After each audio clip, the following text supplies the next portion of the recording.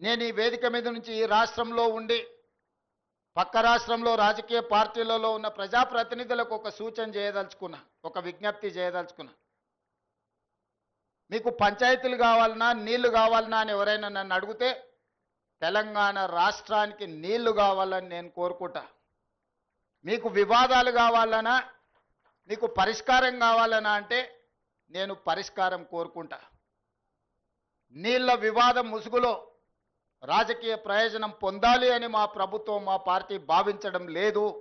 రెండు రాష్ట్రాల మధ్యలో ఉండే సమస్యల్ని శాశ్వతంగా పరిష్కరించాలి అని తెలంగాణ ప్రత్యేక రాష్ట్రాన్ని శ్రీమతి సోనియా గాంధీ గారు, కాంగ్రెస్ పార్టీ ఇచ్చింది.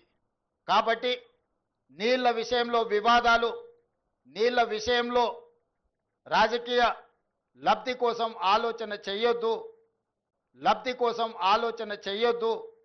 రాజకీయాలకు అతీతంగా మనం ఈరోజు ఆలోచన చేసుకొని పరిష్కరించుకోవాలి. ఈ పరిష్కారాలకు చర్చలు ఒక్కటే పరిష్కారము. న్యాయస్థానాల దగ్గరనో ఇతరుల దగ్గర పోయి పంచాయతీ తెంచుకునే కంటే మనమే కూర్చొని మన సమస్యల్ని సామరస్యపూర్వకంగా పరిష్కరించుకోవాలనేదే మా విధానము.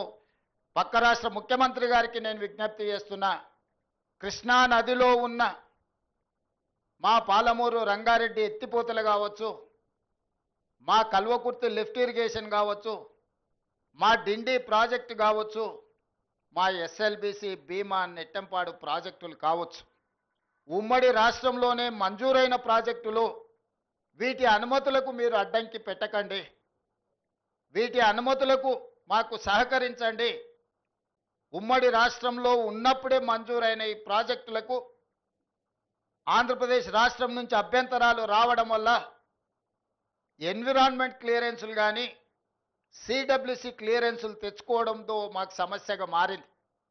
ఇవి రాకపోవడం వల్ల మాకు రావాల్సిన బ్యాంకులో నుంచి రుణాలు కానీ, కేంద్ర ప్రభుత్వం అందించాల్సిన సహాయం కానీ, యాక్సిలరేటెడ్ ఇరిగేషన్ బెనిఫిషియరీ ప్రోగ్రాంలో కేంద్ర ప్రభుత్వం 60% నిధులు ఇవ్వడానికి అవకాశం ఉన్న ప్రాజెక్టులు మాకు రావడం లేదు.